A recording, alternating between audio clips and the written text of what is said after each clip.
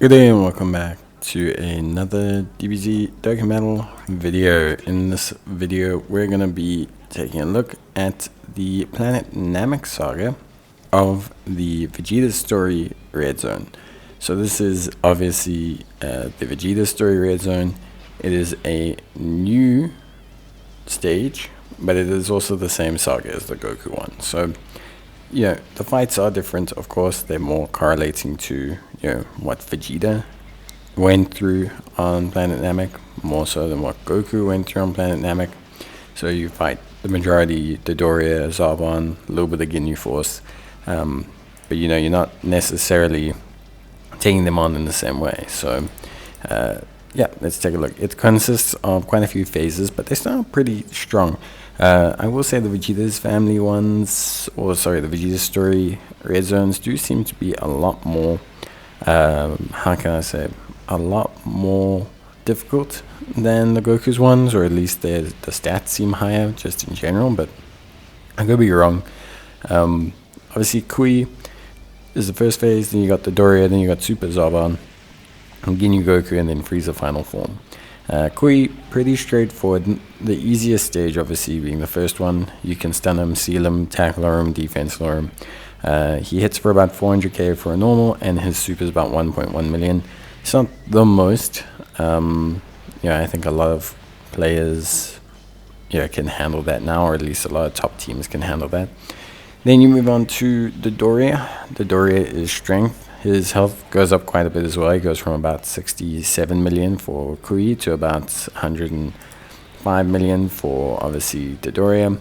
And yeah, so he hits for about 2 million with his super, and his normals jump up immediately. They go up to about 700k. So use the Kui phase to try and build yourself as much as possible, is what I would say. Like, personally, I would probably say your goal should be to build yourself as much as possible during the Kui phase, and then maybe even take it slow. Like, try not to optimize damage. Like, I missed a couple super attacks where possible. I didn't hit 18, 24 keys where possible. Trying to get a little bit of juice out of that stage. Then you go on to Zarbon, Super Zarbon, and he hits for 2.3 million, so a little bit more than Dodoria, and obviously he hits more in terms of normals, about 800k to 700k. The thing with Super Zarbon is he nullifies now stunning, he nullifies sealing, he nullifies attack and defense lowering. So with Dodoria, where you could seal and stun him to give yourself some breathing room, which you would have seen me stun him with Strength Gohan, you don't have that with Super Zarbon. So immediately it's a little bit tougher, it's a little bit stricter. It is harder to deal with. And then, I think with Super Zarbon, I will say, and Dodoria, they have this weird normal that can pop up, where they can sometimes hit you with everything, or hit all your characters at once. It's just a bit weird. It doesn't seem to pop up all the time, but then it does. It's just a bit strange, but yeah, you should be able to handle it. The thing with Super Zarbon is his defense does drop with each unarmed super attack that you do. I don't really know how much defense dropping on these characters helps. I mean, obviously it helps, but yeah, I don't know how much it helps realistically. But it is something to note. I wouldn't build my team around unarmed super attacks to handle Super Zarbon, that's for sure. Then we get to Ginyu Goku. Okay, so Ginyu Goku, this is where things step up a lot. He's got like double the health of the previous phases.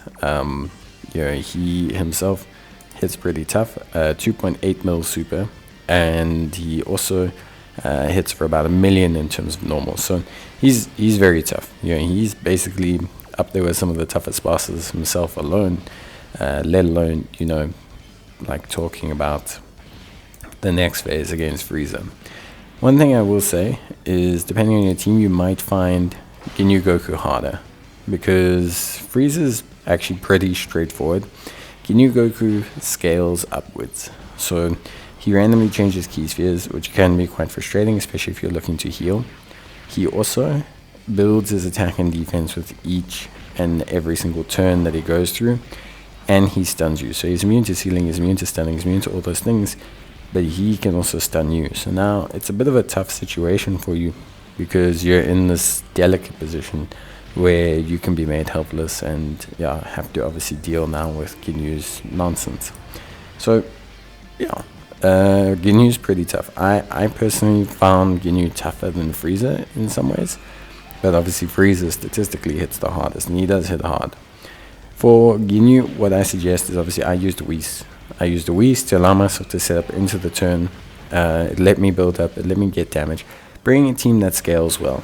You'll see I'm bringing a lot of units that build up. So Strength Gohan, it takes a couple turns to build up, but once he does huge damage. Tech Ultimate Gohan, Mystic Gohan Teen or whatever, builds up. Transformations with Goku and SS2 Vegeta.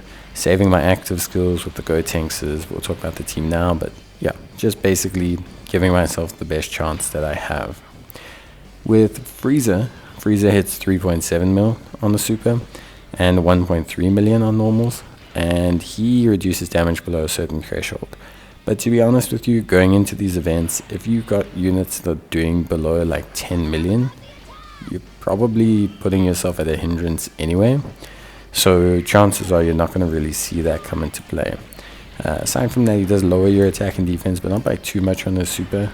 And he hits very hard. That's kind of his main thing. So here, what I suggest is I went with a Majin Buu team. Majin Buu scales very nicely. The Gotenks keep you quite safe in the beginning. Then Ultimate Gohan can start to take over it as a tank. You can obviously switch to Family Kamehameha mode with Strength Gohan to tank. But the transformations for like physical SS2 Angel Goku, he does huge damage. The Gotenks do very good damage. SS2 Vegeta is obviously a bit debatable whether to bring him because you're kind of hindering your Strength Gohan. But I found that it worked, although you might want to replace him. Maybe you try AGL, SS3 Goku, or there's a lot of options you can still try there. I mean, Ultimate LR Gohan would be good. Kamehameha Duo would be pretty good. There's a lot of replacements for Vegeta, but for me, definitely 100%. I really, really, really felt like I wanted to run the Majin Buu Saga team. It scaled very well. Gotenks has kept me safe. I had the active skills I could save for later. We have the counter, which you literally will see come into play in this video. Very fortunate, but it does come into play, and it is amazing. It basically kept us alive. So yes, there's a bit of RNG with them, but they can definitely handle the heat. The Family Kamehameha, great way to have some finishing damage. Again, you'll see that happen now as well, although we didn't need to use it. I mean, I had to flex on them, but you know what I mean. I think also, we have really good scalers. Ultimate Gohan, he gets that little break against Kui that just gives him the opportunity to get that 2 or 3 super attacks in, and he scales pretty well throughout the event. Obviously it's going to depend on your dupes. For me, he did more than fine. Obviously that is was stating that I had a Whis and everything, but he did do a really good job. I was very impressed with him. He has all in the family. He scales well with the Strength Gohan alongside him, or the AGL LR Ultimate Gohan, whichever one you want to kind of roll him with. Honestly, it was a good call. I felt like he did a good job, so I was impressed from that aspect. And then I think beyond that, obviously, I think the Majin Buu Saga team just does well. It also has quite a few replacements. You've got the SS3 Angel Goku, you've got the Int SS2 Angel Goku, you've got quite a few different little helpful units that you can bring in. So for me, there was definitely a good team here, like a good team, very functional, and it got the job done. There were some close calls. You are relying on Gotenks' defensive RNGs to kick in. There was once or twice where it didn't happen, and you are also relying on some evasion units and things like that. But generally speaking, it went really well. I prefer the Majin Buu Saga team for this because it's just got a little bit more scalability and a little bit more tools to deal with the late game. I've got some active skills, I've got some standby skills. I know there's other great teams. You could definitely probably run USS or Uncontrollable Power, but I really enjoyed running this one. I thought they did really well.